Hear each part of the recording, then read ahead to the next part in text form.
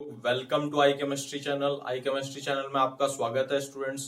तो चलिए वीडियो शुरू करते हैं आज की। तो आज हम कुछ क्वेश्चंस करेंगे, ठीक हो गया स्टूडेंट्स। कुछ जो हमने अभी तक पढ़ा है ना उससे कुछ न्यूमेरिकल्स कर लेते हैं और कुछ रिएक्शंस करेंगे, ठीक हो गया। फिर हम अगला बढ़ेंगे अपना 17th ग्रुप पे, ठीक हो गया। तो मैं कुछ क्वेश्चंस करवाने जा रहा हूँ स्टूडेंट्स, ध्यान से आपको समझना है, ओके। तो देखो पहला क्वेश्चन है हमारा, तो क्वेश्चन मैं लिख भी दूंगा जो इंपॉर्टेंट होंगे, नहीं तो देखो मैं करवा रहा हूँ क्वेश्चंस, ठीक हो गया। इंपॉर्टेंट क्वेश्चंस करवा रहा हूँ, ओके स्टूडेंट्स। ये क्या करवाऊंगा मैं, इंटेक्स करवा रहा हूँ और एग्जांपल्स करवा रहा हूँ, फिलहाल इंटेक्स एंड एग्जांपल के क्वेश्चन। क्लियर है, बात समझ में आ रही है बेटा, ठीक हो गया। अब देखो जी, पहला क्वेश्चन है हमारा, एग्जांपल है 7.10 है। Elements of group 16 generally shows lower value of first ionisation enthalpy compare to the corresponding group of 15 5। तो ये कह रहा है कि जो हमारा ग्रुप 16 एलिमेंट्स है ना, वो क्या करते हैं, फर्स्ट आयनाइजेशन एंथैल्पी क्या होती है उनकी, लोअर होती है, ठीक हो गया। तो देखो ग्रुप 16 एलिमेंट है, ध्यान से समझना है स्टूडेंट्स, और ये हमारा ग्रुप 15 है। तो इनकी आउटर इलेक्ट्रॉनिक कन्फिग्रेशन देखो जी, NS2 NP4 होती है। क्लियर है बात, इतनी बात तो समझ रहे हो। इनकी क्या होती है, NS2 NP3 होती है जी, क्लियर है। अब देखो अगर इनका वो देखो बनाओ जी, ये बनाते हैं। देखो जी, इसमें 2 इलेक्ट्रॉन्स, इसमें 1 2 3 4, ठीक हो गया। इसमें 2, ये अब देखो बेटा, ये p ऑर्बिटल हो गया, np हो गया, ns हो गया, ns हो गया, np हो गया। अब देखो क्या कह रहा है, आयनाइजेशन एंथैल्पी क्या होता है बेटा, आयनाइजेशन एंथैल्पी होती है कि हम एनर्जी लगाएं और वो इलेक्ट्रॉन आयनाइज हो जाए, ठीक हो गया। तो अब देखो उसने ये कहा, क्या कहा जी उसने, कि ग्रुप 16 एलिमेंट की जो आयनाइजेशन एनर्जी होती है ना, वो लेस होती है जी, less ionization energy than group 15। अब देखो एक बात ध्यान दो, अब इसमें क्या है, हाफ फिल्ड कन्फिग्रेशन है या नहीं। हाफ फिल्ड का मतलब है भाई इलेक्ट्रॉन्स ज्यादा स्टेबल है या नहीं। अब हमें ये पता है हाफ फिल्ड और fully filled configurations are more stable, clear है। तो जब ये मोर स्टेबल होगी तो इसको एनर्जी ज्यादा लगेगी, नहीं लगेगी इलेक्ट्रॉन एक्साइट कराने के लिए। इज इट क्लियर और नॉट, बोलो जी। अब इसमें क्या होगी भाई, एक इलेक्ट्रॉन ये हो गया, जैसे एक इलेक्ट्रॉन एक्साइट कराऊंगा तो क्या हो जाएगा, हाफ फिल्ड बन जाएगी। तो इस वजह से ग्रुप 16 एलिमेंट्स के जो एलिमेंट्स होती है उनकी आयनाइजेशन एनर्जी क्या होती है स्टूडेंट्स, लेस होती है as compare to group 15। Clear है बात, बोलो रे यस या नो, कोई डाउट तो नहीं है, क्लियर है। अब देखो नेक्स्ट क्वेश्चन करते हैं जी हम। नेक्स्ट क्वेश्चन है हमारा, नेक्स्ट क्वेश्चन इसने कहा H2S is less acidic then H2E, यानी इसने कहा H2S, क्लियर है, is less acidic, is less acidic, ध्यान से समझना है रे, देन H2TE, क्लियर है। अब देखो H2S हाइड्रोजन सल्फाइड हो गया और ये हाइड्रोजन टेल्यूराइड हो गया, क्लियर है बात। अब देखो लेस एसिडिक का मतलब ये हो गया भाई, इसमें टेंडेंसी ज्यादा होगी टू लूज एच आयन। भाई एसिडिक क्या होता है, जो एच आयन लूज करे, ठीक हो गया। अब देखो हमें ये पता है भाई H2O H2S H2, भाई जानते हो ना भाई, H2OC से H2SC H2T। अब देखो डाउन दी ग्रुप क्या होती है बेटा, डाउन दी ग्रुप साइज बढ़ रहा है तो आयनाइजेशन एंथैल्पी या बॉन्ड डिसोसिएशन एंथैल्पी क्या हो जाएगी जी, क्या हो जाएगी, डिक्रीज हो जाएगी, क्लियर है बात। तो क्या हो जाएगी जी, BDE बॉन्ड डिसोसिएशन एनर्जी क्या हो जाएगी, डिक्रीज हो जाएगी। तो बॉन्ड का डिसोसिएशन, इसका मतलब ध्यान से समझना जी, मेटल और हाइड्रोजन का जो बॉन्ड होगा ना वो लेस हो जाएगा, वीक, ठीक हो गया। इसका मतलब उसकी जो बॉन्ड के डिसोशिएट करने की जो एनर्जी होगी ना वो हमें कम प्रोवाइड करवानी पड़ेगी, क्लियर है। तो अगर मैं इसमें एनर्जी कम दूंगा, ध्यान से समझो, कम दूंगा तो जल्दी आयनाइज होगा, नहीं होगा, इसका मतलब जल्दी लूज करेगा एच आयंस, तो समझ गए। तो डाउन द ग्रुप क्या होती है, बॉन्ड डिसोसिएशन एंथैल्पी क्या होती है, मेटल सिंगल बॉन्ड H की कम होती चली जाती है, जिस वजह से क्या हो जाता है जी, H2 टेलुरियम ज्यादा एसिडिक कैरेक्टर शो करने लग जाता है एज कंपेयर टू H2S। नहीं समझ में आया जी बात, क्लियर है या नहीं जी, बात क्लियर है बेटा, ठीक हो गया। अब ये कह रहा है कि use the important sources of sulphur, sulphur के, ये इंडेक्स क्वेश्चन है, सल्फर के इंपॉर्टेंट सोर्स बता दो जी। बताया था बेटा मैंने, सोर्सेज ऑफ सल्फर, बोलो जी, सल्फर के सोर्स बता दो जी जल्दी से। तो देखो किस किस में मिलता है भाई, कैल्शियम सल्फेट हेमीहाइड्रेट, क्या होता है, जिप्सम में मिलता है, बोलो रे, जिप्सम में मिलता है, जिप्सम। जिप्सम का फॉर्मूला क्या होता है, calcium sulphate CaSO4 × 2H2O। Clear है बात। सेकंड किस में मिलता है जी, सेकंड मिलता है एप्सम सॉल्ट में, एप्सम सॉल्ट में मिलता है MgSO4। क्लियर है, समझ रहे हो बात, × 2H2O। ओके जी। मैग्नीशियम सल्फेट के सॉल्ट में मिलता है। थर्ड किस में मिलता है जी, जिंक सल्फाइड। क्लियर है बात, जिंक सल्फाइड में मिलेगा। फोर्थ किस में मिलेगा जी, गैलीना में, PbS। ठीक हो गया। फिफ्थ किस में मिलेगा, CuFeS2 में मिलेगा, CuFeS2 में मिलेगा। ये क्या हो जाएगा जी, कॉपर पाइराइट। क्लियर है बात। तो इतने सारे सोर्सेज हैं, कोई से भी कर दो। ठीक है, नेक्स्ट क्वेश्चन करते हैं जी। अब देखो, what is the order of thermal stability of hydrides of group 16 elements. बहुत सिंपल क्वेश्चन है जी। ग्रुप 16 के हाइड्राइड्स की thermal stability H2O, H2S, H2SC। Clear है बात, समझ में आ रही है, H2T। अब देखो डाउन द ग्रुप क्या हो रहा है जी, बॉन्ड डिसोसिएशन एनर्जी कम होगी। क्लियर है बात, क्योंकि भाई साइज बढ़ रहा है। ठीक हो गया, तो क्या होगा, यानी देखो O सिंगल बॉन्ड ऐसा होगा, S सिंगल बॉन्ड ऐसा होगा, SC सिंगल बॉन्ड इतना बड़ा हो जाएगा, टेलुरियम का ये इतना बड़ा हो जाएगा।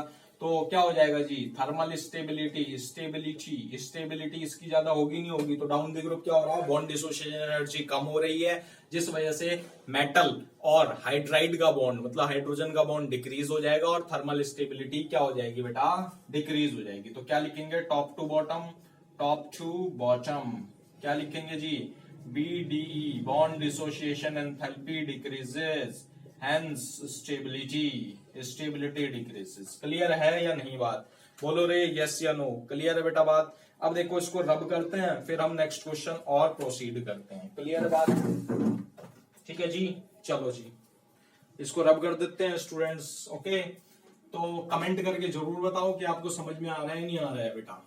क्लियर है, ओके जी। तो जब तक रब करता हूं तब तक अगर आपने चैनल सब्सक्राइब नहीं करा, चैनल को सब्सक्राइब कर दो और बेल आइकन को दबाओ for latest chemistry updates in iChemistry channel. Okay जी। तो देखो जी, अगला क्वेश्चन करते हैं। अगला क्वेश्चन क्या है जी, देखो जी, अगला क्वेश्चन ये कह रहा है स्टूडेंट्स, ये इंटेक्स क्वेश्चन है। क्या कह रहा है, right the order of thermal stability हो गया जी। ये कह रहा है why is H2O is a liquid and H2S is a gas. देखो जी, ये क्या है, नेक्स्ट क्वेश्चन है, देखो ध्यान से। H2O क्या है, लिक्विड है, इज लिक्विड। क्लियर है, बट H2S क्या है, गैस है। तो मैंने आपको बताया था, अगर आपको ध्यान आ रहा हो, एनामलस बिहेवियर बताया था बेटा, ऑक्सीजन का एनामलस बिहेवियर मैंने आपके साथ डिस्कस करा था। तो देखो जी, H2O में क्या होती है, हाइड्रोजन बॉन्डिंग हो जाती है। क्या होती है जी, हाइड्रोजन बॉन्डिंग हो जाती है इन केस ऑफ H2O। क्या होती है स्टूडेंट्स, हाइड्रोजन बॉन्डिंग। ओके जी, in case of H2O, in case of H2O। तो देखो, हाइड्रोजन बॉन्डिंग होने से क्या होगा, मॉलिक्यूल्स आपस में पास आ जाएंगे। भाई पास आएंगे तो लिक्विड बनेगा नहीं बनेगा, इज इट क्लियर और not. But in the case of H2S there is no hydrogen bonding. अब देखो, हाइड्रोजन बॉन्डिंग किस में होती है स्टूडेंट्स, जिसमें FON हो, यानी फ्लोरीन ऑक्सीजन नाइट्रोजन, और उससे डायरेक्ट हाइड्रोजन जुड़ा हो, तो उस केस में क्या होती है, हाइड्रोजन बॉन्डिंग होती है। जब इसमें इंटर भी हो सकते हैं, इंट्रा भी हो सकते हैं। जब दो मॉलिक्यूल्स आपस में कंबाइन होते हैं तो इंटर होती है, और जब with in the molecule hydrogen bonding होगी तो उसको कहेंगे इंट्रामोलिकुलर हाइड्रोजन बॉन्डिंग। क्लियर है, कोई डाउट तो नहीं है बेटा। ओके जी। अब देखो नेक्स्ट क्वेश्चन करते हैं स्टूडेंट्स, हम बड़े आराम से करेंगे, कोई जल्दबाजी नहीं है। ठीक हो गया, ओके जी, क्योंकि बहुत बड़ी यूनिट है स्टूडेंट्स, 1 बाय 1 कर रहे हैं स्टेप वाइज। अब देखो नेक्स्ट क्वेश्चन हमारा इंटेक्स क्वेश्चन है 7.16। क्लियर है जी बात, 7.16। ये कह रहा है कि which of the following does not react with oxygen directly. देखो मैं कुछ मेटल के नाम दे रहा हूं, जिंक हो गया अपना, हो गया टाइटेनियम, हो गया प्लेटिनम, हो गया और Fe हो गया। अब ये कह रहा है इनमें से कौन सा मेटल है जो ऑक्सीजन के साथ रिएक्शन नहीं करेगा। ठीक हो गया। अब मैंने आपको ये बताया था, ऑक्सीजन लगभग सभी मेटल्स के साथ रिएक्शन करता है एक्सेप्ट नोबल मेटल, जो कि नोबल होते हैं, मतलब किसी के साथ रिएक्शन नहीं करते। ऐसे उसमें कौन कौन से आए थे, अगर आपको ध्यान आ रहे हो, ऑरियम, गोल्ड आया था जी, प्लेटिनम आया था। तो समझ गए किसका क्या राइट आंसर हो जाएगा जी। क्लियर है या नहीं बात, इज इट क्लियर और नॉट। तो प्लेटिनम आंसर सही हो जाएगा, बोलो रे। अब देखो नेक्स्ट क्वेश्चन है 7.17 इंटेक्स का ही करवा रहा हूं। ठीक है, तो देखो पहली रिएक्शन कंप्लीट करनी है, C2 H2H4 है, समझ रहे हो बात, प्लस ऑक्सीजन है, ठीक हो गया। सेकंड क्या है बोलो जी, 4Al है प्लस 3O2 है जी। चलो जी करो जी, इसको कंप्लीट करो जी, करो जी। देखो जी ध्यान से आपको समझनी है। देखो जी एक बात ध्यान रखना, ऑक्सीजन ये बेसिकली कंबशन रिएक्शन का एग्जांपल है। ये किसका कंबशन रिएक्शन का एग्जांपल है, कार्बन जलता है ऑक्सीजन की प्रेजेंस में, क्लियर है बात। तो क्या बनाएगा जी, CO2 बनाएगा, क्या बनाएगा बेटा, CO2 बनाएगा प्लस H2 गैस रिलीज हो जाएगी, क्लियर है बात या नहीं। तो ये 2 हो जाएगा जी, ठीक हो गया, ओके बेटा, क्लियर है, प्लस 2H2, अब ऑक्सीजन 4 हो गए तो 2। रिएक्शन बैलेंस करनी आपको आती है, आप बहुत चैंप हो जी, आप तो रिएक्शन बैलेंस तो करी है ना आपने 11th क्लास में, बोलो रे। अब देखो एल्यूमिनियम प्लस ऑक्सीजन बताया था, ऑक्सीजन लगभग सभी मेटल्स के साथ रिएक्शन करता है except noble metal such as platinum aurum. अब देखो जी एल्यूमिनियम जब ऑक्सीजन के साथ रिएक्शन करेगा तो एल्यूमिनियम ऑक्साइड बनाएगा, तो क्या लिख दूंगा जी, Al2O3, करा था याद आ रहा है, तो 2 टाइम्स हो जाएगा जी, क्योंकि एल्यूमिनियम के 4 एटम है यहाँ पर, और यहाँ पर क्या है 4 हो गए थी, 3 दूनी 6 हो गए, 3 दूनी 6 हो गए ऑक्सीजन की, क्लियर है। ये क्या हो गया जी, एल्यूमिनियम ऑक्साइड हो गया, एल्यूमिनियम ऑक्साइड हो गया जी, समझ रहे हो बात। अब नेक्स्ट क्वेश्चन करें जी, ओके जी। अब देखो नेक्स्ट है बेटा, इन टेक्स्ट क्वेश्चन है 7.18, why does ozone acts as a powerful oxidising agent. बहुत अच्छा क्वेश्चन है, क्वेश्चन है जी 7.18 है, ठीक हो गया। Ozone act, why ozone acts as a powerful oxidising agent, powerful oxidising agent. अब देखो जी ध्यान से समझो, मैंने आपको बताया ऑक्सीडाइजिंग एजेंट क्या होता है जी, ऑक्सीडाइजिंग एजेंट होता है जो दूसरों को ऑक्सीडाइज करे और खुद का क्या करे, रिडक्शन। अब देखो ध्यान से समझो, रिडक्शन का मतलब होता है तो ऑक्सीजन चला जाए, ठीक हो गया, या हाइड्रोजन का ऐड हो जाए, ठीक हो गया बेटा। तो देखो अब आप ध्यान से समझना, जो ओजोन होता है ना वो हाईली रिएक्टिव गैस है, अगर मैं हल्का सा इसको गर्म करूंगा ना तो ये किसमें, O2 में टूट जाएगा जी, क्लियर है बात। और किसमें, नेसेंट ऑक्सीजन बनाता है जी, क्लियर है। अब देखो ऑक्सीजन के यहाँ 3 एटम थे, यहाँ पर 2 हो गए, क्या हो गया जी, रिडक्शन हो गया, ठीक हो गया, क्या हो गया, रिडक्शन हो गया। तो खुद का रिडक्शन कर ले तो क्या हो जाएगा, ऑक्सीडाइजिंग एजेंट, और वो भी स्ट्रॉन्ग। नहीं समझ में आई बात, कोई डाउट तो नहीं है बेटा, क्लियर है। Next question, how is O3 estimated quantitatively. अब ध्यान से समझना है, जो हमारा ओजोन है ना, ध्यान से समझो जी, 7.19 हो गया इंटेक्स क्वेश्चन।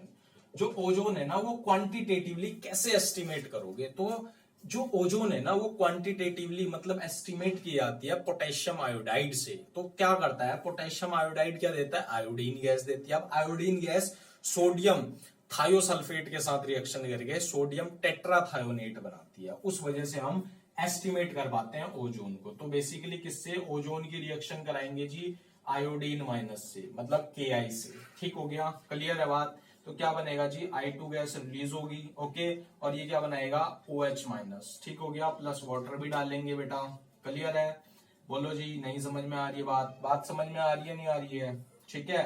तो देखो अब क्या होगा जी, अब होगा हमारा ये I2 गैस बनाएगी, ठीक है। तो अब देखो क्या होगा स्टूडेंट्स, ध्यान से समझना है आपको। अब ये जो I2 गैस है ना, ये I2 गैस लिबरेट होगी, ये लिबरेट हुई I2 गैस, तो ये किसके साथ रिएक्शन करेगी जी, ये रिएक्शन करेगी sodium thiosulphate Na2S2O4 gas O3 के साथ रिएक्शन करेगी। ये क्या है, sodium thiosulphate, sodium thiosulphate, clear है बात।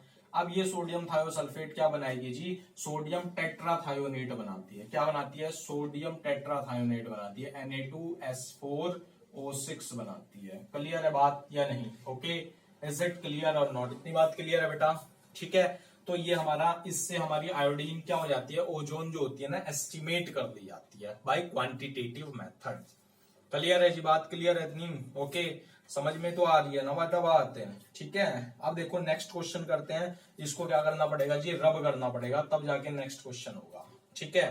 तो देखो इसको रब करते हैं, देखो जी,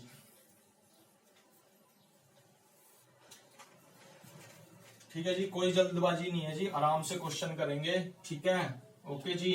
तो एक बार और चेक कर लेते हैं वेदर इट्स फिल्मिंग और नॉट, ठीक है, फिर दोबारा करते हैं।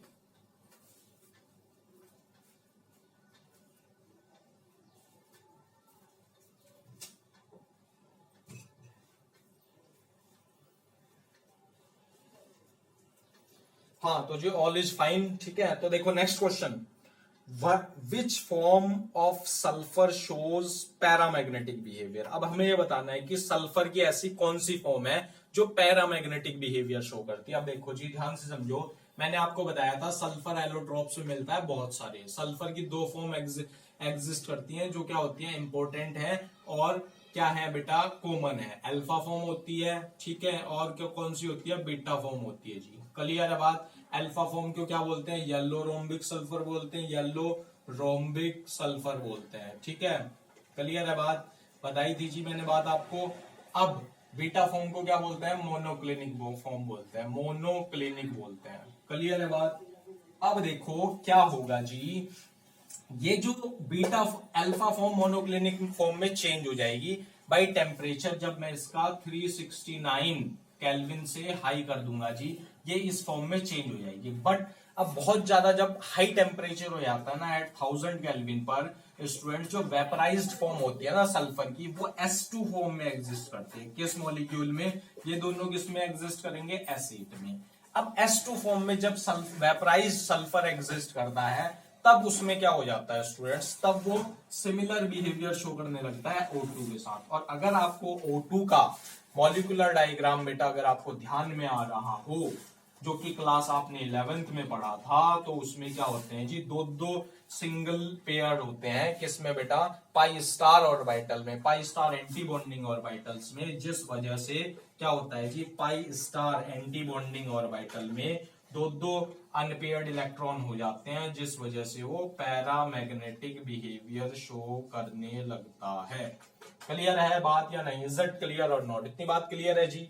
नेक्स्ट आगे बढ़े जी, बताओ जी, ठीक है। अब देखो नेक्स्ट क्वेश्चन है, what happens when sulphur dioxide is passed with an aqueous solution of Fe3+ ions. सही है बात, सल्फर डाइऑक्साइड बताया था जी कल वाला, अगर क्वेश्चन आपको ध्यान याद आ रहा हो, जब हम सल्फर का कर रहे थे जी, सल्फर डाइऑक्साइड की प्रिपरेशन करी थी, तो Fe3+ को क्या कर देता है जी, कन्वर्ट कर देता है Fe सेकंड में, ठीक हो गया। क्लियर है, sulphur dioxide as a reducing agent की तरह बिहेव करता था। बता रहा है, समझ में आ रही है नहीं आ रही है बेटा बात। तो Fe3+ था, ठीक हो गया, ओके। क्या था जी, Fe3+ था, सल्फर डाइऑक्साइड गैस हमने पास कराई थी, वाटर की प्रेजेंस थी जी, क्या कर रही थी जी, Fe2+ में कन्वर्ट कर रहा था और खुद सल्फेट आयंस में कन्वर्ट हो गया था। समझ में आ रही है नहीं आ रही है बात, इज इट क्लियर और नॉट, बोलो जी। तो क्या होता है, रिड्यूसिंग एजेंट की तरह बिहेव करता है जी, ओके। अब देखो next question, comment on the nature of SO bond formed in sulphur dioxide molecules, are the two SO bonds in this molecule equal. अब देखो ध्यान से समझो, जो हमारा SO2 था ना जी, वो रेजोनेंस हाइब्रिड फॉर्म में एग्जिस्ट करता है विद टू कैनोनिकल स्ट्रक्चर्स होते हैं। क्या होते हैं जी, दो कैनोनिकल स्ट्रक्चर्स होते हैं और रेजोनेंस हाइब्रिड होता है। देखो जी रेजोनेंस कैसे बनाएंगे हम, ये डबल बॉन्ड हो, ये सिंगल बॉन्ड हो, ठीक हो गया, ये लोन पेयर, ये लोन पेयर, ये, ठीक हो गया। इसका रेजोनेटिंग स्ट्रक्चर, कैनोनिकल स्ट्रक्चर बनेगा सेकंड, ये ठीक हो गया। यहां पर सिंगल बॉन्ड हो जाएगा, यहां पर डबल बॉन्ड हो जाएगा, ये। देखो जी ऑक्टेट पूरा होना चाहिए। देखो ऑक्सीजन है दो, देखो जी एक बॉन्ड दो इलेक्ट्रॉन से मिलकर बनता है, तो 2 4 6 8, 2 4 6 8, क्लियर है, 2 4 6 8, 2 4 6 8, ठीक हो गया। अब इसका जो वो होगा ना बेटा, क्या रेजोनेंस हाइब्रिड, वो कैसे बनाऊंगा मैं, ऐसे बनाऊंगा जी, ध्यान से समझो ये चीज जी, ठीक हो गया। तो इसका मतलब अब दोनों की बॉन्ड लेंथ क्या होगी, 142 पिकोमीटर होगी। क्लियर है, तो क्या हो जाएगी बेटा, सेम बॉन्ड लेंथ एग्जिस्ट करती है सल्फर डाइऑक्साइड मॉलिक्यूल में। इज इट क्लियर और नॉट, बोलो यस या नो, ठीक है। क्लियर है, समझ रहे हो बात। अब देखो how is the presence of sulphur dioxide detected. अब देखो जी आपने ये पढ़ा था, ये क्या है, रिड्यूसिंग एजेंट की तरह बिहेव करता है। अब हमें सल्फर डाइऑक्साइड गैस की प्रेजेंस बतानी है। मैं ये जानता हूं सल्फर डाइऑक्साइड क्या है, कलरलेस गैस है बट पंजेंट स्मेल होती है। तो कैसे पता करेंगे, क्या करेंगे जी, KMnO4 MnO4 माइनस में सल्फर डाइऑक्साइड डाल दो जी, कोई दिक्कत नहीं है। एसिडिफाइड KMnO4 में सल्फर डाइऑक्साइड डाल लो जी, Mn2+ में कन्वर्ट कर देगा, खुद हो जाएगा सल्फेट आयंस में कन्वर्ट, ठीक हो गया। अब देखो जी ये होता है वॉयलेट कलर का जी, वॉयलेट कलर का क्या कर देगा, डीकलराइज्ड कर देगा, डीकलराइज्ड कर देगा। अगर डीकलराइज्ड मैग्नीज हो गया यानी MnO4 माइनस या कि MnO4 हो गया तो इससे ये पता लग जाएगा जी हमारा सल्फर डाइऑक्साइड गैस प्रेजेंट है। इज इट क्लियर और नॉट? बोलो रे यस या नो। क्लियर है? समझ रहे हो बात? ठीक है, बात समझ में आ रही है नहीं आ रही है बेटा आपको? ठीक है जी, ओके।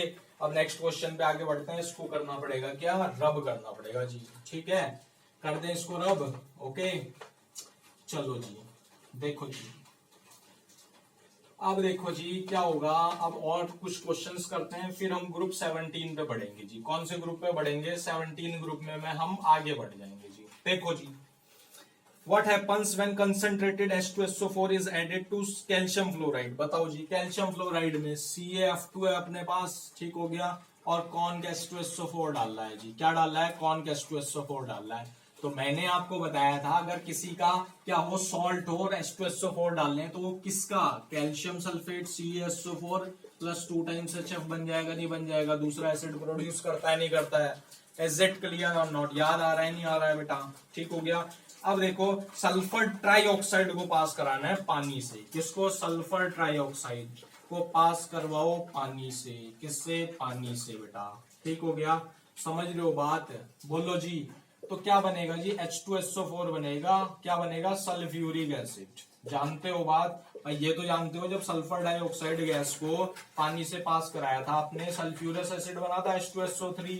ठीक हो गया, ये क्या था? Sulphurous acid. ठीक हो गया। अब क्या करना है जी? सल्फ्यूरस एसिड है ना ये, तो देखो अंतर क्या है? ऑक्सीजन का अंतर है, इसमें 4 है इसमें 3 है, तो ये क्या हो गया? ऊपर वाला सल्फ्यूरिक एसिड हो गया और नीचे वाला सल्फ्यूरस एसिड हो गया। क्लियर है जी बात? इज इट क्लियर और नॉट? अब देखो जी, mention 3 area H2SO4 plays an important role. Important role बताने हैं जी H2SO4 की। तो देखो बताए थे बहुत सारे इंपॉर्टेंट रोल होते हैं। किस किस में? लेड स्टोरेज बैटरी में, भाई आपका पेट्रोलियम इंडस्ट्री में, रिफाइनिंग प्रोसेस में यूज किया जाता है। ठीक हो गया। और क्या बनाता है जी? हमारे बहुत सारे क्या बनाता है? हमारे फर्टिलाइजर्स बनाने में यूज होता है। याद आ रहा है नहीं आ रहा है बेटा? तो बहुत सारे आप लिख सकते हो। ठीक है, तो देखो कुछ क्वेश्चंस हो गए हैं। ठीक हो गया, इंटेक्स और हमारे एग्जाम्पल लगभग सारे करवा दिए मैंने। ठीक है, जो बच जाएगा आप बता देना, वो मैं अलग से करवा दूंगा। अब बात करते हैं ग्रुप 17 पर, हम आगे बढ़ते हैं। कौन से ग्रुप पे बेटा? 17 ग्रुप में। ठीक हो गया, समझ रहे हो बात? ग्रुप 17 में हम आगे बढ़ेंगे। ओके, तो देखो ग्रुप 17 की अगर मैं बात करता हूं अच्छे से, अगर मैं बात करता हूं स्टूडेंट्स, तो क्या होगा ग्रुप 17 में? क्या होता है जी? पहले ही देख लेते हैं एलिमेंट्स कौन कौन से एग्जिस्ट करते हैं। फ्लोरीन, क्लोरीन, ब्रोमीन, आयोडीन बेटा और एस्टेटिन। ठीक हो गया। इसका नाम क्या है? Fluorine, FLOURINE, fluorine. इसका नाम क्लोरीन। ठीक हो गया। इसका नाम ब्रोमीन। क्या नाम है जी? ब्रोमीन। इसका नाम आयोडीन। क्या नाम है? आयोडीन। इसका नाम है एस्टेटिन। एस्टेटिन। अब देखो समझो, समझो जी, इनको क्या बोलते हैं? ये 1 2 3 4 5 ग्रुप, 5 एलिमेंट्स लाई करते हैं। इनको क्या बोलते हैं? हैलोजन फैमिली भी बोला जाता है। Halogen family. क्या बोलते हैं जी? हैलोजन फैमिली भी बोला जाता है। अब क्वेश्चन ये पुट होता है, हैलोजन क्यों बोल रहा? क्यों बोल रहा? क्योंकि ये ग्रीक वर्ड है, हेलो प्लस जन से मिलकर बना है। हेलो का मतलब है सॉल्ट। क्या है बेटा? सॉल्ट। जेन का मतलब है बॉन्ड। क्या होता है? तो क्या हो गया जी बेटा जी? Salt producer. तो ऐसे एलिमेंट्स जो क्या करते हैं? सॉल्ट प्रोड्यूस करते हैं, उनको क्या कहते हैं? हैलोजन कहते हैं। इज इट क्लियर और नॉट? कोई डाउट तो नहीं है? ठीक हो गया। अब देखो, फ्लोरीन, क्लोरीन, ब्रोमीन, आयोडीन, ये बहुत रिएक्टिव एलिमेंट है। क्या है बेटा? एक तो नॉन मेटेलिक एलिमेंट्स है, बहुत ज्यादा रिएक्टिव है। एस्टेटिन क्या होता है? हमारा रेडियो एक्टिव एलिमेंट है। क्लियर है? जैसे हमारे ग्रुप फर्स्ट और ग्रुप सेकंड होते हैं ना बेटा एस ब्लॉक में, तो उन्हीं की तरह ये बहुत रिएक्टिव मेटल है, और सॉरी रिएक्टिव एलिमेंट्स है। और क्या प्रोड्यूस करते हैं? सॉल्ट प्रोड्यूस करने की कैपेसिटी रखते हैं। ठीक हो गया, बताया था। NaCl, MgCl2, BaCl2, बहुत सारे सॉल्ट बनाते हैं। ठीक है जी। अब देखो इतनी बात क्लियर है। अब बात करते हैं इनकी अकरेंस की। अकरेंस किसकी बात करेंगे जी? अकरेंस। तो देखो अगर मैं बात करता हूं फ्लोरीन, क्लोरीन, तो अबंडेंस मात्रा में मिलते हैं। अबंडेंस मात्रा में मिलते हैं मतलब प्रचुर मात्रा में मिलते हैं। बट ब्रोमीन, आयोडीन और एस्टेटिन बहुत कम अमाउंट में मिलते हैं, लेस अमाउंट में मिलते हैं जी। क्लियर है या नहीं बात? बोलो जी यस या नो। ठीक हो गया। ओके स्टूडेंट्स, तो देखो फ्लोरीन क्लोरीन हमारी एबंडेंस क्वांटिटी में मिलते हैं, ब्रोमीन आयोडीन और एस्टेटिन हमें लेस अमाउंट में मिलेंगे। ठीक हो गया। ओके, अगर मैं अकरेंस फ्लोरीन की बात करता हूं तो ये किस में मिलता है, फ्लोरोएपेटाइट में मिलता है जी। ठीक हो गया। CaF2 में मिलता है, बहुत सारी फॉर्म्स में मिलता है, क्रायोलाइट में मिलता है, Na3AlF6 में मिलता है। ठीक है। ओके जी, CaF2 में मिलता है और भी बहुत सारी चीजों में मिलता है। ठीक हो गया। और जो हमारे टूथ होते हैं उसमें भी कम अमाउंट में मिलता है, बट मिलता बहुत है जी फ्लोरीन। ठीक है। अब क्लोरीन ब्रोमीन आयोडीन की जो हमारा सॉल्ट वाटर होता है ना, इसका मतलब जो भी हमारा समुद्र का पानी होता है, ठीक हो गया, उसमें सलाइन वाटर में क्लोराइड्स मिलते हैं, ब्रोमाइड्स मिलते हैं, आयोडाइड्स मिलते हैं। वो किसके फॉर्म में, पोटेशियम हो गया, हमारा सोडियम हो गया, मैग्नीशियम के फॉर्म्स में मिलते हैं। ठीक हो गया। मैग्नीशियम के सॉल्ट्स के फॉर्म में मिलते हैं, सोडियम के सॉल्ट्स में मिलते हैं, और हमारे किसमें, पोटेशियम के सॉल्ट्स में मिलते हैं। क्लियर है बात। ठीक है। क्लोराइड, ब्रोमाइड्स और आयोडाइड्स। ओके जी। अब देखो नेक्स्ट हम आगे बढ़ेंगे, किसमें बढ़ेंगे, कुछ फिजिकल और केमिकल प्रॉपर्टीज देखेंगे। अकरेंस मैंने आपको बता दिया। बात करते हैं इलेक्ट्रॉनिक कन्फिग्रेशन, जो कि हम पहले से करते आए हैं, फिर एटॉमिक और आयनिक रेडियाई, फिर क्या बेटा हमारी आयनाइजेशन एंथैल्पी, फिर क्या करेंगे, इलेक्ट्रॉन गेन एंथैल्पी, फिर हम खत्म करेंगे जी। क्लियर है। तो बढ़े आगे जी। अब देखो इसको करते हैं हम रब। ठीक है। क्लियर है बात। अब देखो फिर क्या आता है हमारा, नेक्स्ट प्रॉपर्टी आती है इलेक्ट्रॉनिक कॉन्फ़िगरेशन। इलेक्ट्रॉनिक कॉन्फ़िगरेशन बेटा जी। अब देखो इलेक्ट्रॉनिक कॉन्फ़िगरेशन क्या होती है, जो हमारी outer shell electronic, outer shell में कितने इलेक्ट्रॉन्स होते हैं जी, 7 इलेक्ट्रॉन्स होते हैं। ठीक हो गया। तो क्या होती है general electronic configuration, NS2 NP5। ये हमारा outer shell electronic, outer shell हो गया। तो इसमें कितने हैं जी, 7 इलेक्ट्रॉन्स है। तो इसका मतलब केवल एक इलेक्ट्रॉन कम है to gain the noble gas configuration. Okay, एक इलेक्ट्रॉन्स की कमी है, ये इसका जनरल इलेक्ट्रॉनिक कॉन्फ़िगरेशन हो गया जी। क्लियर है बात। अब बात करते हैं एटॉमिक और ionic radii and ionic radii. ठीक हो गया बेटा, समझ रहे हो बात। ओके, अब देखो एटॉमिक और आयनिक रेडियाई, देखो जी डाउन द ग्रुप क्या हो रहा है, शेल का साइज बढ़ रहा है, तो एटॉमिक और आयनिक रेडियाई जाहिर सी बात है बढ़ते चले जाएंगे। ठीक हो गया, क्योंकि साइज बढ़ रहा है ना, शेल बढ़ेगा तो रेडियस बढ़ेगी, रेडियस बढ़ेगी तो एटॉमिक और आयनिक रेडियाई बढ़ती चली जाएगी as we move down the group. Clear है बात इतनी। अब देखो नेक्स्ट बात करते हैं जी हम ionisation enthalpy, ionisation enthalpy, enthalpy. ठीक हो गया। अब देखो आयोनाइजेशन एंथैल्पी का अगर क्राइटेरिया में देखता हूं तो देखो हमारा आउटर शेल में कितने इलेक्ट्रॉन्स प्रेजेंट है, 7 है, तो एक इलेक्ट्रॉन की कमी है to gain the noble gas configuration. इस वजह से ये जो आयोनाइजेशन एंथैल्पी क्या होता है भाई, इलेक्ट्रॉन लूज करने की कैपेबिलिटी, बट इसकी टेंडेंसी क्या दिखाई दे रही है हमें, ये एक इलेक्ट्रॉन गेन करे। ठीक हो गया, to become a noble gas configuration, but ऐसा नहीं हो रहा है। ओके स्टूडेंट्स, तो इस वजह से इनकी जो आयनाइजेशन एंथैल्पी क्या होगी जी, डिक्रीज कम होगी, कम डिक्रीज होगी। ठीक हो गया, क्या होनी चाहिए भाई, डिक्रीज कम होनी चाहिए, क्योंकि इसके अंदर टेंडेंसी है to gain the electron to make a noble gas configuration. Is it clear और नॉट। ठीक हो गया। बट अगर मैं इन जनरल की बात करता हूं, डाउन द ग्रुप क्या हो रहा है भाई, आयनाइजेशन एनर्जी घटती है, क्योंकि साइज ऑफ क्या होता है, आयंस का बढ़ता चला जाता है। ठीक है, बात क्लियर है, समझ रहे हो बात। ओके, कोई डाउट तो नहीं है। बात करते हैं इलेक्ट्रॉन गेन एंथैल्पी की। इलेक्ट्रॉन गेन एंथैल्पी बेटा, क्या, इलेक्ट्रॉन गेन एंथैल्पी, समझ रहे हो बात। इज इट क्लियर और नॉट। इलेक्ट्रॉन गेन एंथैल्पी की मैं बात कर लेता हूं। इलेक्ट्रॉन गेन एंथैल्पी पहले ये समझो होता क्या है। इलेक्ट्रॉन गेन एंथैल्पी क्या होता है बेटा, टेंडेंसी, ये समझो कि the amount of energy released when an extra electron is added to a pure isolated gaseous atom। इसका मतलब एक एक्स्ट्रा इलेक्ट्रॉन ऐड करना है प्योर आइसोलेटेड गैसियस एटम में, फिर जितने अमाउंट ऑफ एनर्जी रिलीज होगी उसको कहेंगे इलेक्ट्रॉन गेन एंथैल्पी, या दूसरा नाम क्या होगा, इलेक्ट्रॉन एंथैल्पी। क्लियर है या नहीं। अब क्या होगा बेटा, इनकी जो इलेक्ट्रॉन गेन एंथैल्पी की उनकी हाईली नेगेटिव वैल्यू होती है। क्यों होती है, क्योंकि आपको दिख रहा होगा ना, देखो जी NS2, ये देखो ध्यान से देखो, ये इधर, ये इधर, ये इधर, ये इधर, ये इधर, तो केवल एक इलेक्ट्रॉन है भाई। अगर इसको एक इलेक्ट्रॉन मिल जाए तो ये क्या बना लेगा, नोबल गैस बना लेगा। ठीक हो गया। इस वजह से इनकी इलेक्ट्रॉन गेन एंथैल्पी की वैल्यू क्या होती है, हाईली नेगेटिव होती है। ठीक है, बात समझ गए। अब क्वेश्चन ये पुट होता है भाई, फ्लोरीन और क्लोरीन में से किसकी इलेक्ट्रॉन गेन एंथैल्पी की वैल्यू ज्यादा होती है, तो आंसर क्या हो जाएगा जी, क्लोरीन हो जाएगा। क्या हो जाएगी जी, क्लोरीन। अब देखो ऐसा क्यों होता है, जो फ्लोरीन होता है ना बेटा, उसका साइज छोटा होता है भाई, 2p ऑर्बिटल है वो वैसे ही छोटा, और एक इलेक्ट्रॉन और आएगा तो इलेक्ट्रॉन्स में रिपल्शन कॉज होगा, इस वजह से ज्यादा अट्रैक्शन ना होने की वजह से रिपल्शन कॉज होता है। इस वजह से फ्लोरीन की जो बेटा इलेक्ट्रॉन गेन एंथैल्पी होती है वो कम हो जाती है एज कंपेयर टू क्लोरीन। ठीक है, बात क्लियर है, क्योंकि क्लोरीन का साइज बढ़ जाता है तो इलेक्ट्रॉन इजीली हेल्ड कर पाता है एज कंपेयर टू फ्लोरीन। ठीक है बेटा, ओके जी, इसी के साथ ये वीडियो यहीं पर खत्म हो जाती है। वीडियो अच्छी लगे तो लाइक करके जरूर जाना और चैनल को सब्सक्राइब करो और जितना हो सके शेयर करो चैनल को। Thank you.